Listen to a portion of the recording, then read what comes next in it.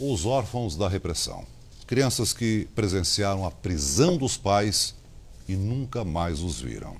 E descobriram aos poucos o horror que eles passaram nos porões da ditadura até serem mortos. É o que mostra o repórter Luiz Carlos Azenha na última reportagem da série As Crianças e a Tortura.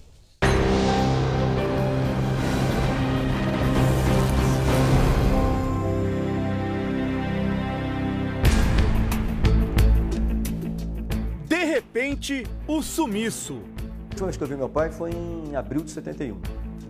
Eu tinha 4 para 5 anos. Simplesmente foi uma figura que sumiu, literalmente, né? Ele some da minha vida. E aí a conversa que passava, cadê meu pai, cadê meu avô? Estão trabalhando, né? Só que esse trabalho não permitia o retorno. Então passa 2 anos só trabalhando, 3 anos só trabalhando, 5 anos só trabalhando, né? Gilberto Olímpio Maria, desaparecido. Integrante da guerrilha do Araguaia. Visto pela última vez em Xambioá, no Pará. Provavelmente morto no massacre do Natal de 1973. Deixou um filho. O desaparecimento do pai também causa angústia em Virgílio. Vivemos a infância inteira esperando ele chegar um dia. Virgílio Gomes da Silva, militante da Aliança Libertadora Nacional. Morto depois de 12 horas de prisão. Pelo laudo oficial, teve escoriações em todo o corpo, hematomas intensos, afundamento do osso frontal e fratura de 3 costelas. Segundo os legistas, a morte não foi causada por tortura. Deixou 4 filhos. O pai de Ernesto foi morto quando ele tinha 3 anos de idade. A única mágoa que eu tenho é a ausência do meu pai. Devanir José de Carvalho, dirigente do movimento revolucionário Tiradentes. Pelo laudo oficial, levou 6 tiros num confronto. A comissão da anistia concluiu que o suposto tiroteio não aconteceu. Um preso político afirma que Devanir foi morto sob tortura pelo delegado Sérgio Fleury. Deixou 2 filhos.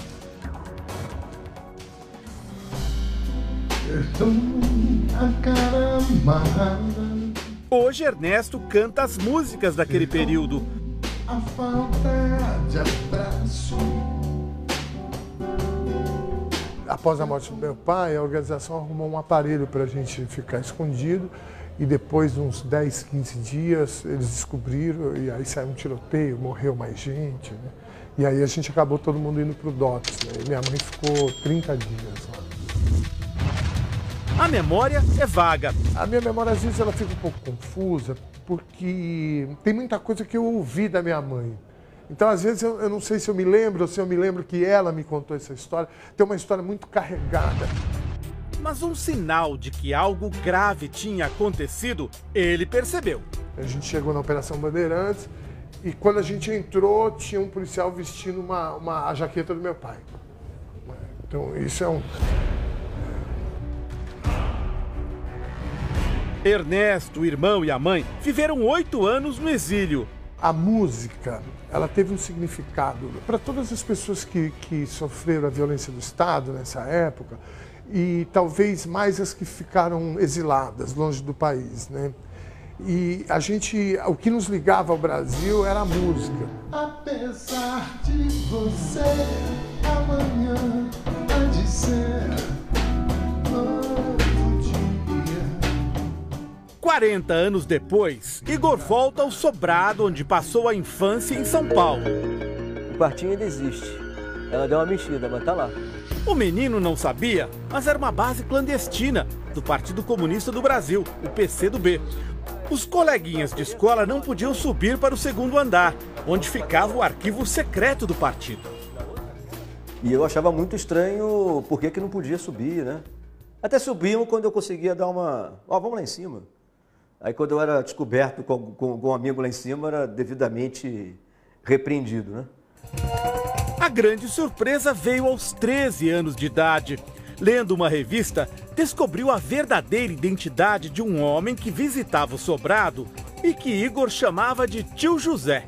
Esse aqui é meu tio José, que era como o João Amazonas me era apresentado, né?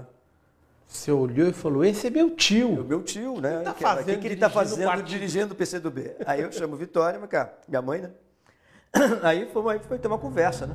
Na conversa, o menino ficou sabendo que o pai e o avô tinham morrido na guerrilha do Araguaia.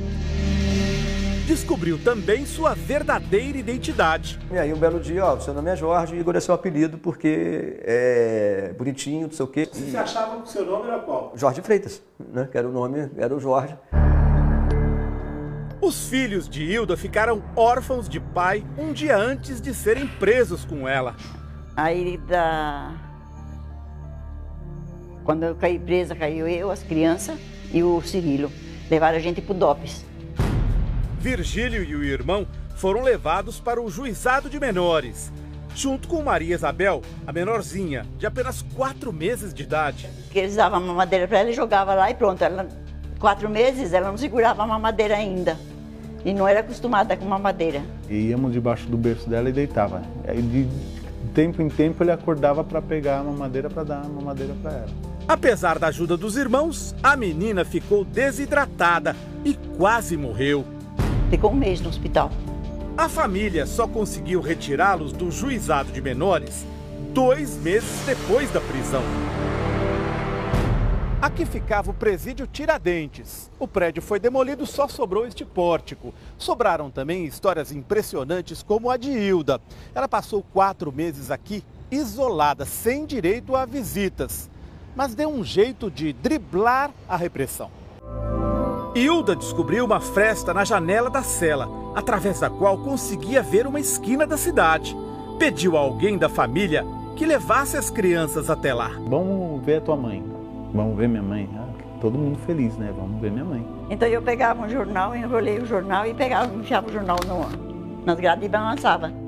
Para eles verem que eu estava lá, vendo eles. Aí de repente, no susto, ela fala, agora, dá tchau. Mas dá tchau pra onde? Ah lá, você não tá vendo aquele jornalzinho abanando? É tua mãe. Os documentos oficiais sobre a morte do marido dela ficaram escondidos nos arquivos da polícia política, com uma anotação para que não fossem divulgados. Hilda sabe que o marido foi enterrado como indigente em um cemitério de São Paulo. O corpo nunca foi encontrado. Nas crianças, o vazio foi preenchido pelos ecos da presença do pai. Para mim, ele continua vivo. Continua vivo em toda a reviravolta que deu a história, em tudo que se tornou. Não são tanques na rua, que não são... Então, nisso ele está vivo para mim. Porém, né, dentro de casa falta.